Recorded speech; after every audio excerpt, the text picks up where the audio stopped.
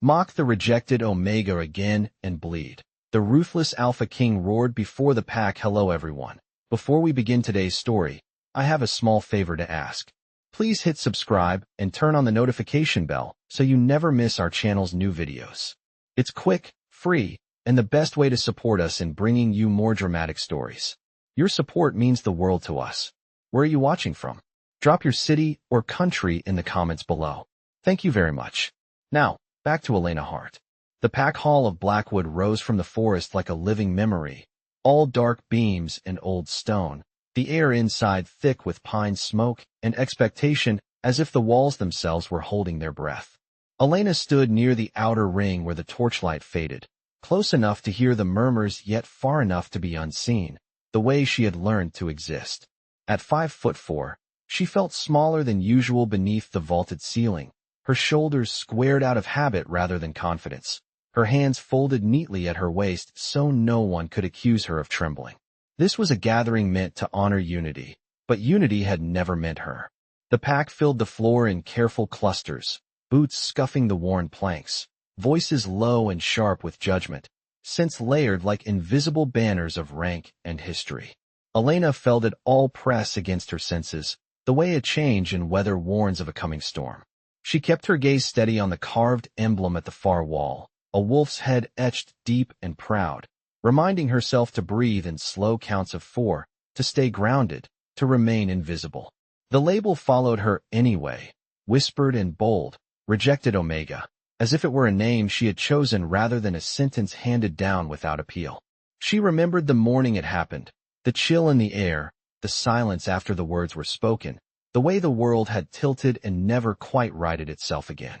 Tonight, that memory hummed beneath her skin, not as pain but as resolve, a quiet refusal to disappear. A few steps away, laughter rose too loud, too pointed, and Elena felt the familiar prickle at the back of her neck. She did not flinch. She had learned that flinching invited more. Instead, she shifted her weight and lifted her chin, eyes calm, posture respectful, the picture of compliance that concealed a spine of iron. Around her, the pack continued to gather, the sound of boots and breath and whispered opinions building towards something inevitable. This hall had seen generations swear oaths and settle disputes measured in words rather than force, and Elena trusted that history more than the people standing in it. Somewhere beyond the doors, the forest stretched for miles, moonlit paths winding through shadow and silver, but tonight her place was here, in the open, where she could be seen without being touched, judged without being broken. She reminded herself that dignity was not granted by rank, that it lived in the choices made when no one expected courage. As the torches flickered and the last voices settled, Elena drew one more steady breath, ready to endure whatever came next, unaware that the balance of the room had already begun to shift. Elena's place near the wall was not assigned, but it was understood. No one told her to stand there anymore. They did not have to. The pack had perfected the art of quiet exclusion, the way a room could shape itself around someone and still pretend to be whole. She became useful only when something needed carrying, cleaning, or quietly correcting, and even then, eyes slid past her as if she were part of the furniture. Tonight was no different. A senior beta passed close enough that his shoulder brushed her sleeve, not by accident, and did not bother to apologize. Elena adjusted her stance without comment, smoothing the fabric of her plain dress and keeping her expression neutral. She had learned that reacting, even politely, invited commentary. The whispers began to gather anyway, soft at first, then more confident as they realized she would not push back. Someone remarked on how an Omega like her still dared to show her face at a formal gathering. Someone else laughed and replied that she should be grateful to be allowed inside at all. Elena listened the way one listens to rain on a roof, present but distant, counting breaths, grounding herself in the feel of the wood beneath her boots and the steady rhythm of her heartbeat. She reminded herself that worth did not vanish because others refused to see it. A young she-wolf nearby glanced at Elena with a flicker of something like sympathy, then looked away quickly, afraid of being associated. The pack's hierarchy was a language spoken without words, and Elena was fluent in every unspoken rule. When a tray of ceremonial cups needed moving, it appeared in her hands. When an elder frowned at a misplaced banner, she stepped forward to straighten it. Each small task reinforced the expectation that she would comply without complaint. The comments grew bolder. A man with a sharp smile and polished boots made a joke loud enough to carry, asking whether rejected omegas were supposed to bring luck by standing in corners. Laughter followed, scattered but sharp. Elena felt the heat rise in her cheeks, then settle. She did not bow her head. She did not speak. Silence, she had learned, could be armor. Still, the attention pressed closer, testing boundaries, curious to see how much could be taken without consequence. A voice suggested she should kneel to be less of an eyesore. Another added that she ought to thank the pack for its patience.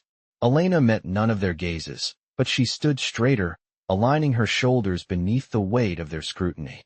She thought of the forest beyond the hall, of trails she knew by heart, of nights when the moon had washed without judgment. Those memories steadied her now. The torches flickered as a draft moved through the hall, and for a moment the light shifted, throwing long shadows that stretched and crossed like lines being redrawn. Elena sensed a change in the air, not yet visible, but unmistakable, the way pressure drops before thunder. She did not know what it meant, only that the room felt suddenly too small for the noise it was making. Somewhere near the center, voices overlapped, one rising above the rest with careless confidence, and Elena understood that the pack was no longer content with whispers. They wanted a reaction. They wanted her to shrink.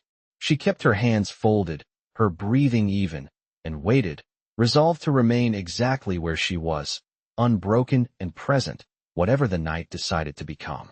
The confidence sharpened as the pack sensed no immediate consequence, and the space around Elena tightened with a tension that felt deliberate now rather than incidental. The man with the polished boots stepped half a pace forward, smiling as though he were performing for an audience that had already decided to applaud. He addressed the room instead of her, commenting on how traditions survived by reminding everyone where they belonged, and a few voices answered with amused agreement. Elena felt the heat of it travel across her skin, the way scrutiny could feel physical without a single hand raised. She kept her eyes level, refusing to look down or up, anchoring herself in stillness. The man turned then, finally meeting her gaze, and asked whether she had anything to say for herself, whether gratitude came easily to someone who had been given so much leniency. The question was not meant to be answered. It was bait. A ripple of laughter followed, louder this time, encouraged by the sense that the room had tilted in their favor. Someone suggested she should thank the elders for allowing her to remain among them. Someone else remarked that silence suited her better than words ever could. Elena felt the familiar tightening in her chest and let it pass, reminding herself that dignity was not loud. She shifted her weight slightly, a controlled movement, and replied with none at all, which only emboldened them. The polished boots moved closer, stopping at a distance that felt intentional, an invasion without contact, and he lowered his voice just enough to sound reasonable while still carrying across the hall. He asked if rejection had taught her humility yet, if it had finally made her understand the generosity of the pack. Elena could hear her own breathing, slow and measured, each inhale a choice, each exhale a release. She did not step back. She did not step forward. The elders did not intervene. Their silence read as permission. The man gestured toward the floor as if offering a lesson, inviting her to demonstrate respect the proper way, and the laughter spiked, a sharp sound that echoed off the beams. Elena felt a flicker of anger then, clean and bright, not hot enough to burn her control, but strong enough to steady it. She thought of all the times she had complied to keep the peace, of all the moments she had chosen patience over pride, and she decided that standing was not defiance. Standing was simply standing. She lifted her chin by a fraction and spoke at last, her voice calm, carrying just enough to be heard by those closest to her. She said that respect was not measured by posture, and that she had done nothing to earn the treatment she was receiving. The room reacted as if a line had been crossed. The polished boots tilted their head, feigning surprise, then amusement, and replied that an omega did not define respect, the pack did. He reminded her that the pack remembered who had been chosen and who had been left behind. The words landed, heavy with implication, and a murmur of agreement rolled outward. Elena felt the pressure mount, the unspoken dare hanging in the air, an invitation to break. She did not. She met his gaze steadily, her expression composed, and allowed the silence to stretch until it became uncomfortable. The torches flickered again, shadows shifting, and somewhere near the entrance a door creaked softly, as if disturbed by a draft. The sound went unnoticed by most, but Elena felt it, a subtle change that made the hairs along her arms lift. The man took her silence as surrender and turned back to the crowd, preparing another remark, confident now that the moment belonged to him. Elena remained where she was, unbowed, aware that the night had crossed from casual cruelty into something more deliberate, and that whatever came next would decide whether silence would continue to be mistaken for weakness. Elena felt the room hold its breath after her quiet refusal to bend, and she used that pause the way she used every scarce resource, carefully and without waste. She did not raise her voice or sharpen her tone. She simply adjusted her footing, placing her boots square on the worn planks, and allowed her shoulders to settle back as if she were reminding herself of her own shape. The man's smile thinned, confused by the absence of the reaction he wanted, and he filled the gap with another remark meant to draw laughter, remarking that standing tall did not change what the moon had decided. Elena listened and chose not to answer, not because she had nothing to say, but because she had learned that restraint could unsettle those who relied on noise. She felt the eyes on her, counting, measuring, waiting for a crack. She offered none. Instead, she did something small and deliberate. She stepped half a pace to the side, aligning herself with the line of sight of the elders rather than the speaker, a subtle correction that asserted presence without challenge.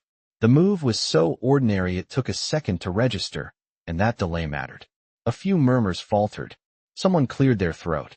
The man glanced back at the elders, expecting reinforcement, and found only watchful stillness. Elena spoke again, not to him, but to the room, her voice steady and respectful, saying that she would not perform shame to entertain anyone, and that gatherings were meant to strengthen the pack, not diminish it. She kept her words plain, free of accusation, choosing the kind of honesty that could not be twisted easily. The reaction was uneven. Some scoffed. Others shifted, uncomfortable with the mirror she held up without raising it. The man laughed it off and replied that Omegas did not lecture packs, but his confidence wavered just enough for Elena to notice. She took another quiet breath and continued, reminding them that she had honored every duty asked of her, that she had stood in cold rain and long nights when needed, that rejection had not erased her commitment to the land they shared. She did not list sacrifices. She did not ask for credit. She simply stated facts, trusting their weight to do the work. The torches flickered again, and the shadows along the walls seemed to lean closer, listening. A young elder shifted their stance, eyes narrowing thoughtfully, and Elena caught the look before it was hidden. It gave her a steadier spine. The man attempted to interrupt, but she did not stop speaking. She did not raise her volume. She maintained her pace, calm and measured, forcing him to either talk over her or wait. He chose to wait, then smirked and said that facts did not change rank. Elena nodded once, acknowledging the truth of it, and replied that rank did not excuse cruelty. The word landed with a soft thud, not shouted, not sharpened, but clear. A hush rippled outward, brief and fragile. Elena felt fear then, a clean edge of it, because she knew she had stepped into a space that invited consequence. She accepted it without flinching. She folded her hands again, signaling that she was finished, that she would not escalate. The man opened his mouth to respond, then hesitated as a deeper silence settled, the kind that suggested attention shifting elsewhere. The air felt denser, charged in a way Elena recognized from storms and sudden changes. In weather, she did not turn toward the doors. She did not search the room. She remained exactly where she was, grounded and present, having made her small stand and released it, trusting that dignity did not need defense to exist. The silence Elena left behind did not soften the room, it sharpened it. The man recovered first, clapping once as if to congratulate a performance, and said that calm words did not erase the moon's judgment. His tone was light, practiced, inviting agreement, and a few voices answered with uneasy chuckles. Elena remained still, hands folded, posture composed, refusing the invitation to react. The elders did not speak. Their quiet weighed heavier than any rebuke, and the man sensed it, turning the moment outward to regain control.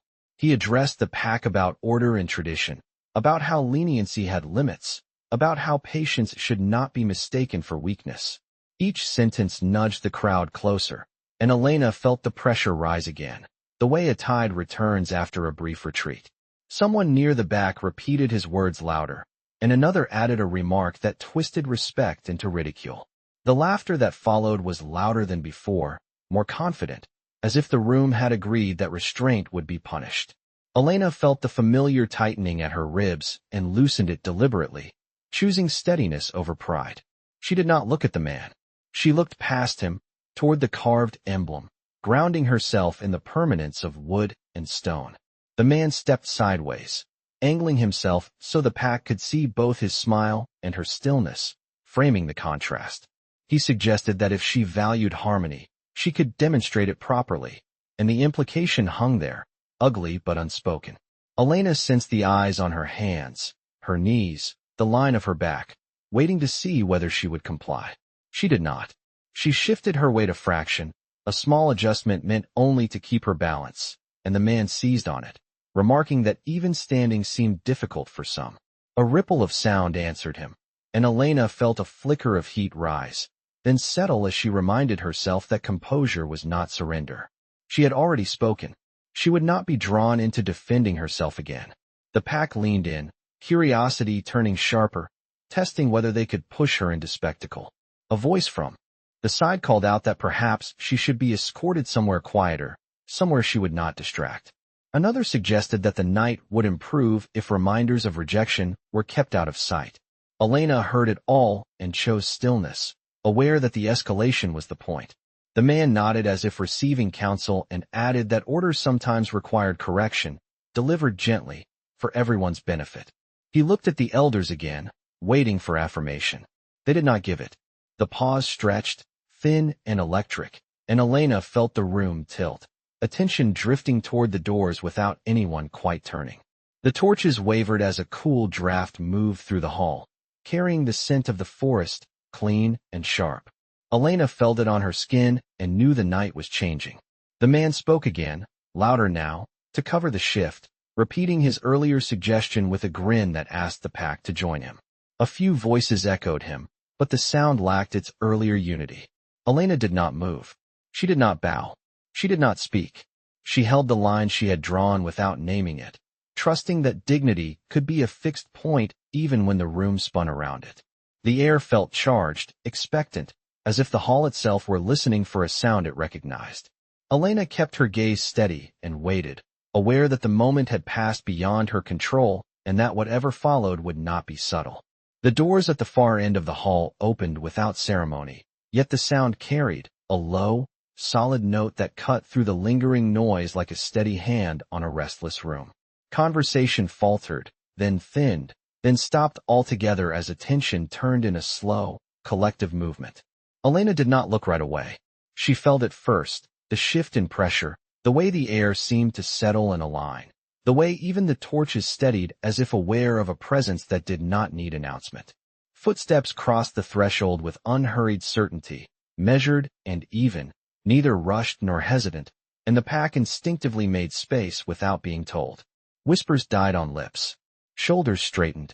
The man with the polished boots went still, his practiced smile tightening as he pivoted, recognition flickering across his face before he could mask it. Elena lifted her gaze then, slowly, and saw Dominic Blackwood enter the hall.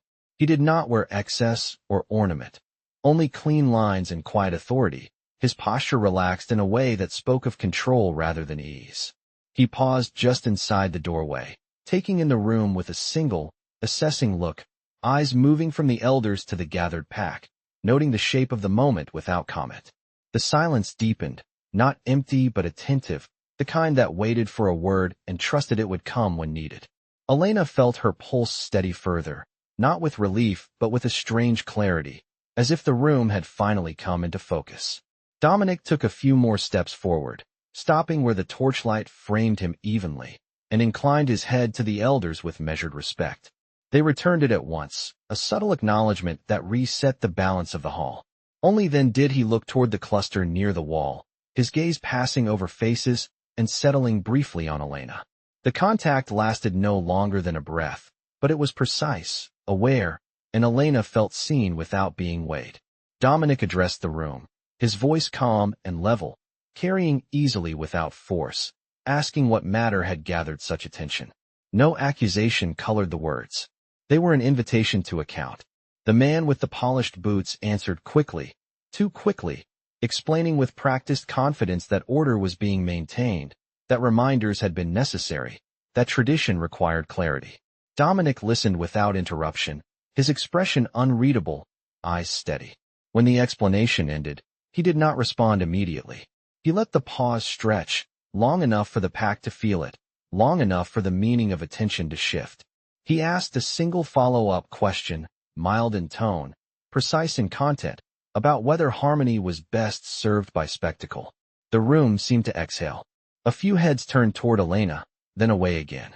Dominic followed the movement and looked at her once more, this time longer, taking in her composed stance, her folded hands, the quiet resolve she carried like a second spine. He nodded, almost imperceptibly, as if confirming something to himself. He addressed the pack again, reminding them that gatherings existed to strengthen bonds, that dignity was not a limited resource, and that leadership was measured by restraint as much as by command. The words were simple, unadorned, and they settled into the room with weight. Elena felt the tension ease a fraction, not because everything was resolved, but because the line of authority had been clearly drawn. Dominic turned slightly, positioning himself so that he stood between Elena and the center of the hall without making a show of it, a practical adjustment that nonetheless changed everything. He spoke once more, evenly, and without raising his voice, stating that the matter would end there. The pack accepted it as they accepted weather, with instinctive understanding. Elena lowered her gaze briefly, not in submission, but in acknowledgement, aware that the night had reached a hinge point and that from here forward, the shape of what followed would be different.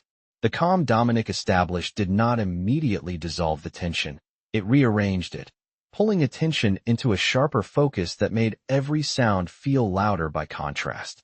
The man with the polished boots shifted, attempting a laugh that landed thin, and offered a final remark meant to save face, suggesting that everyone had simply been misunderstood. Dominic did not turn to him at once. He kept his gaze forward, measuring the room, letting the pack register the distance between permission and restraint. Elena felt that distance like a steady wall at her back, not confining, but protective in its clarity. A murmur began near the center, a testing sound, and the man seized it, adding another comment, louder than before, about how Omegas learned best through reminders. The words pushed past caution and settled into provocation. Dominic turned then, fully, and the shift was immediate. He did not raise his voice at first. He asked the man to repeat himself, calmly, giving him space to reconsider. The man hesitated, eyes flicking to the elders, then back to Dominic, and repeated the sentiment with a forced smile. The hall seemed to draw inward, every gaze fixed, every breath counted. Dominic took one step forward, not aggressive, simply decisive, placing himself squarely between the speaker and the cluster near the wall. His presence filled the space without spectacle. He spoke then, and the sound carried differently, deeper, resonant, not loud but commanding in a way that demanded attention. He stated that mockery disguised as tradition had no place here, that correction did not mean humiliation, and that authority did not require an audience to prove itself. The man attempted to interject, but Dominic did not. Stop speaking. His voice rose just enough to cut through the interruption, steady and unmistakable, and he addressed the pack as a whole. He said that if anyone believed ridicule strengthened unity, they were mistaken. He said that strength was measured by how power was restrained, not by how it was displayed. The room held still, absorbing the words. The man scoffed, a reflex more than a decision, and added one last comment, sharper now, directed toward Elena without naming her. The sound of it snapped the fragile balance. Dominic did not hesitate. He drew a breath and spoke a single sentence, louder than before, his voice ringing through the hall with a clarity that left no space for doubt. He warned that if the rejected Omega was mocked again, consequences would follow. The words were not a threat of harm, but of authority, firm and absolute, a line drawn so clearly it needed no elaboration. The effect was immediate. The murmurs died. The laughter vanished.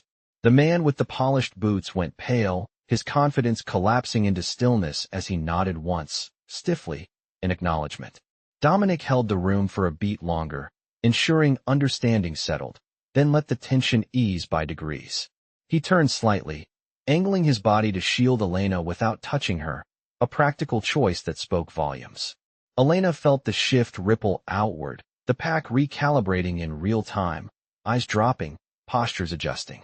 She remained composed, hands folded, heart steady, aware that something irreversible had occurred.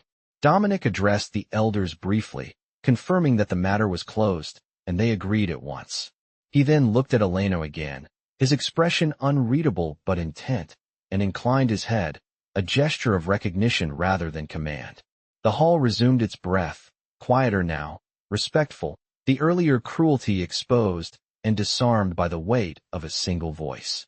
Elena stood where she was, no longer isolated by silence, aware that the pack had heard, that the line had been drawn, and that the night would be remembered not for what was said against her, but for what had been said on her behalf. The room did not return to its previous rhythm after Dominic's words. It settled into something quieter and more deliberate, as if everyone had been reminded that every sound carried weight. Elena felt the change in small ways, in the absence of eyes pressing at her back, in the space that opened around her without being requested. Dominic remained where he was for a moment, allowing the pack to absorb the boundary he had set, then turned his attention to the elders to complete the formalities of the gathering. The agenda resumed, but it moved with a different cadence now, measured and respectful, the earlier bravado gone. When Dominic stepped away from the center, he did not retreat to the shadows. He crossed the floor with unhurried steps and stopped within conversational distance of Elena, careful not to crowd her, his presence steady rather than imposing. The pack noticed. Conversations thinned again, curiosity tempered by caution. Dominic addressed Elena directly, his voice low and even, thanking her for her composure and for reminding the room of its better instincts. The words were simple and public enough to be heard by those nearest, private enough to avoid spectacle. Elena met his gaze and inclined her head, offering a quiet acknowledgement that carried no apology and no plea. She felt her shoulders ease, not because she had been rescued, but because she had been recognized. Dominic asked if she was well. The question was genuine, not rhetorical, and she answered truthfully that she was. He nodded, accepting the answer as it was given, and then spoke to the elders again, stating clearly that Elena was under his protection for the remainder of the gathering and beyond, as needed. The declaration was not dramatic. It was administrative in tone, precise and final, and that made it more powerful. The elders agreed without hesitation. A few members of the pack looked away, chastened. Others studied Elena with new interest, recalibrating their understanding of where lines had been drawn. Dominic did not linger. He did not make a show of escorting her. Instead, he shifted his position so that he stood adjacent to her, not in front, signaling partnership rather than possession. The gathering continued, subdued and orderly, the earlier cruelty exposed as an aberration rather than a norm. Elena found that tasks no longer found their way into her hands without request. When a cup was needed, someone asked. When a banner slipped, another stepped forward. The change was subtle but unmistakable, and it followed Dominic's presence like a tide follows the moon. At one point, an elder approached Elena to speak briefly, offering a measured acknowledgement of her words earlier, framed as appreciation for her commitment to unity. Elena accepted it without triumph, understanding that respect, once earned, still required patience to settle. Dominic returned a short while later, checking in again, his attention consistent rather than fleeting. He asked whether she wished to remain or step outside for air, offering choice without expectation. Elena chose to remain, curious to see the night through, and he accepted her decision with an approving nod. As the gathering drew toward its close, Dominic addressed the pack one final time, reiterating standards of conduct with calm authority and reminding them that strength was shared, not hoarded. He dismissed them with efficiency, allowing the hall to empty without incident. When the last voices faded and the torches burned lower, Elena realized that the weight she had carried into the hall no longer sat alone on her shoulders. Dominic turned to her once more, his expression steady, and said that no one would question her place again. It was not a promise of affection or fate, only a statement of fact, and it grounded her more deeply than any flourish could have. Elena thanked him, simply, and felt the night close around them with a sense of order restored, the pack reshaped by recognition and the quiet certainty that dignity, once named, could not be easily denied. The hall emptied slowly, not with the restless noise that had filled it earlier, but with measured steps and lowered voices, as if the walls themselves were asking for restraint. Elena remained near the edge for a moment, watching the space transform back into wood and stone instead of judgment and spectacle. The torches burned lower, their light warmer now, and the night air drifted in through the open doors carrying the scent of pine and damp earth. Dominic stood beside her without crowding, giving her the courtesy of space while still making his presence unmistakable. When the last of the pack filtered out and the elders withdrew, the quiet settled fully, a clean silence that felt earned. Dominic turned to Elena and asked if she wished to walk outside. She nodded, and they stepped beyond the threshold together, the cool air brushing her skin like a reset. The forest spread out before them, moonlight tracing silver paths between the trees, familiar and steady. Elena breathed deeply, feeling tension release from places she had not realized. "We're holding it." Dominic paused near the steps and spoke again, not as Alpha King addressing a subject, but as a leader choosing clarity. He told her that what had happened inside would not be dismissed or forgotten, that boundaries once set would be enforced consistently, not only when eyes were watching. Elena listened, her gaze on the moonlit ground, and felt the weight of his words settle into something solid. She thanked him, simply, and added that she had not expected intervention, only fairness. Dominic acknowledged that with a small nod, saying that fairness was exactly the point. He explained that leadership failed when it tolerated cruelty under the excuse of order, and that tonight had been a reminder worth making public. Elena looked up then, meeting his eyes, and saw resolve there without hardness, strength without spectacle. They stood in companionable silence for a few breaths, the forest filling the space with its quiet rhythm. Dominic asked about her work, her days beyond gatherings and duties, and she answered honestly, surprised by how natural it felt to be asked without assumption. He listened, attentive, not interrupting, not steering the conversation toward himself. When she finished, he said that the pack needed more voices like hers, not fewer, and that visibility should never be used as a weapon. Elena felt something loosen in her chest, a knot she had carried for years finally recognizing it could rest. The moon climbed higher, casting longer shadows, and Dominic remarked that the night had reached a turning point, not dramatic, but decisive. He told her that if she ever felt pressure to disappear again, she was to bring it to him directly. The instruction was calm, administrative, and absolute. Elena accepted it with a nod, understanding that protection did not diminish her autonomy, it affirmed it. As they turned back toward the hall to part ways, Dominic stopped and said one last thing, quietly, meant only for her. He told her that no one would define her worth in that pack without consequence, and that recognition, once given, would be maintained. Elena felt the truth of it not as relief, but as certainty. She inclined her head, thanked him again, and watched as he departed down a different path, his presence receding without leaving a vacuum. Alone beneath the moon, Elena stood taller than she had arrived, not because power had been lent to her, but because dignity had been named and respected. She looked once more at the hall, then toward the forest beyond, and knew that whatever came next would meet her standing, visible and unafraid, the night bearing witness to a balance restored and a future quietly, irrevocably altered.